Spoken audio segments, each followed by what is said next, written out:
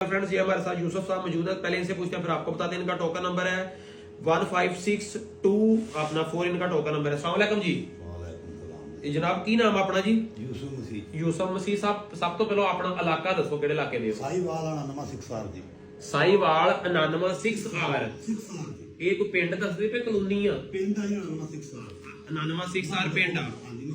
ਅੱਛਾ ਸਰ ਜੀ, ਜਦੋਂ ਪਹਿਲੇ ਦਿਨ ਆਏ ਉਦੋਂ ਕੀ ਮਸਲਾ ਸੀ? ਸਾਡੀ ਦਵਾਈ ਨਾਲ ਕਿੰਨਾ ਕੁ ਫਾਇਦਾ ਹੋਇਆ? ਸਾਡੇ ਨਾਲ ਕਾਫੀ ਪਿਆਰ ਨੂੰ ਬਾਅਦ ਵਿੱਚ ਥੋੜਾ ਜਿਹਾ ਰਹਿ ਗਿਆ ਸਰ ਜੀ। ਬਾਅਦ ਨੂੰ ਥੋੜਾ ਫਰਕ ਰਹਿ ਗਿਆ, ਫਾਇਦਾ ਕੀ ਹੋਇਆ ਉਹ ਵੀ ਦੱਸੋ ਨਾ। ਬਾਕੀ ਸਾਰਾ ਫਾਇਦਾ ਹੀ ਸਰਕਾਰ ਬਲਾਤਰੀ ਬਾਦੂ ਕਾਨੂੰਨ ਦਾ ਚਲੋ ਮਾਸ਼ਾਅੱਲਾ, ਚੱਲੋ ਹਾਂ ਜਰਾ। ਚੱਲਦੇ ਨਾ ਅੱਗੇ ਤਾਂ ਉਹ ਨਾ ਆਪਣਾ ਨਹੀਂ ਸੀ ਇੱਕ ਟੁੱਟ ਦੀ ਚੱਕ ਹੁੰਦੀ ਥੱਲੇ ਸ਼ਾਇਦ ਨਹੀਂ ਚੁੱਕ ਹੁੰਦੀ। ਹਾਂਜੀ। ਉਹ ਵੀ ਚੁੱਕ ਹੁੰਦੀ ਆ। ਚਲੋ ਮਾਸ਼ਾਅੱਲਾ ਜੀ, ਮਾਸ਼ਾਅੱਲਾ, ਅੱਲਾ ਨੇ ਕਰਮ ਕੀਤਾ। ਮਸਾਲਾ ਕੋਈ ਸ਼ਾਇਦ ਥੱਲੇ ਉਹਦੀ ਚੁੱਕ ਹੁੰਦੀ ਜ਼ਮੀਨ ਤੋਂ। ਹੁਣ ਅੱਲਾ ਦਾ ਸ਼ੁਕਰ ਆ ਉਹ ਵੀ ਚੁੱਕੀ ਨਹੀਂ। ਚਲੋ ਮਾਸ਼ਾਅੱਲਾ। ਕਿੰਨੀ ਦੇਰ ਤੋਂ ਮਸਲਾ ਸੀ ਭਰਾ ਨੂੰ? ਮੈਨੂੰ ਤਾਂ ਤਕਰੀਬਨ 3 ਸਾਲ ਬਾਅਦ ਮੈਂ ਆਇਆ ਤੁਹਾਡੇ ਕੋਲ WhatsApp ਤੇ ਦੇਖ ਕੇ ਨਾ।